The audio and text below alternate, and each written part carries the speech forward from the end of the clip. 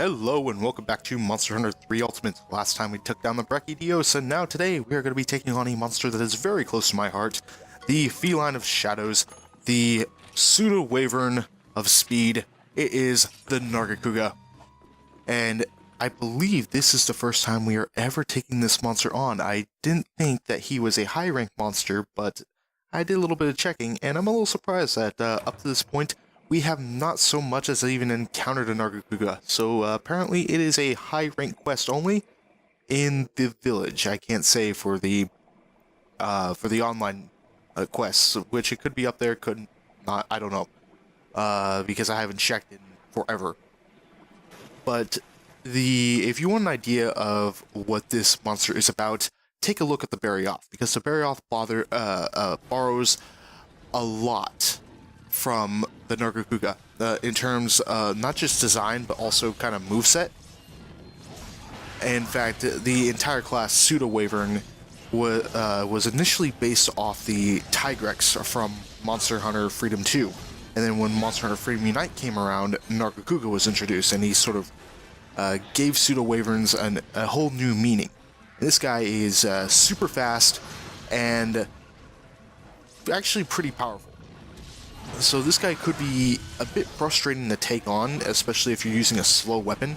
Like, you thought the Barioth could be fast if you're wielding something like Greatsword, but compared to the Barioth, or compared to the Nargacuga, the Barioth is slow as shit. And number one thing you need to look out for is that tail. That tail has a stupidly long range. And it not only the tail swipes, but that tail slam too, that does a lot. If you are facing Nargacuga on basically your hunter rank level, so in this case he's high rank, this is G rank armor, so it's not going to do as much to me. But if I was wearing high rank armor, that would just do a ton of damage. It is not a move you want to get hit by. But the Nargacuga's tail swipe too, it has sort of that wind cutting effect you can see, and that actually has a hitbox. So don't get hit by that because it will hurt you. And that move right there, I believe that originated in Monster Hunter Portable 3rd, where the Nargacuga just sort of spins around and does like a big tail whip. That's still fairly new. Well, fairly new in terms of when it was introduced in this game. But, and that right there is a move that I didn't think that the Nargacuga can do. He could just sort of rush at you and then do kind of like he's a dog and his owner just got home. I don't know. But breakable parts on this guy, both his wings can be broken, his face can be broken, and his tail can be cut off. However, in order to cut off his tail, you need to first break it, and then when he's in rage mode, you can actually cut it off. Can't cut it off any other way, unfortunately. And speaking of rage mode, it's another interesting thing about Nargacuga. Sorry, my voice is a little bit scratchy. But when he's in rage mode, traps don't, pitfall traps specifically do not work on him. So be mindful if you're trying to use traps and all that. And another thing to be wary of are sonic bombs. Sonic bombs will work on this guy and stun him when he is not in rage mode. But as soon as he recovers from the stun, which by the way, all he does is that right there, he kind of jumps back a little bit. As soon as he recovers from that, he instantly goes into rage mode. So, frankly, I don't even think it's worth it. I mean, I have sonic bombs on me for this quest. I thought that, maybe I'll give it a demonstration, but I thought against it because this guy is a little fast, even for a longsword user. So, yeah, I was more focused on keeping up with him than, you know, showing off a few things.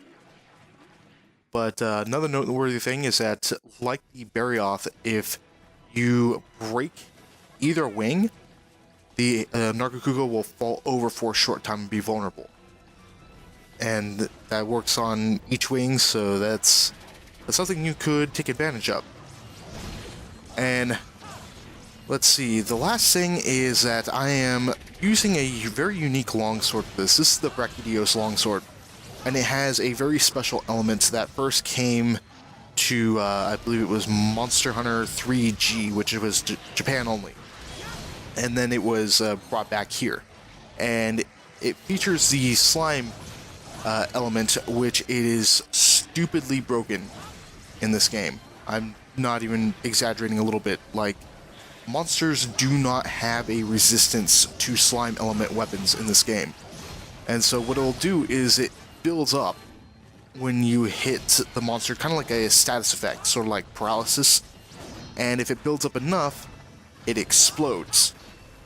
And there's basically no defense. It'll just do a lot of damage. And up until now, I've been avoiding using this particular type of element just because of how stupidly broken it really is. But since I did take on and defeat the Brachydiosa last time, then I figured that, yeah, why not? We'll just show off this particular longsword a few times.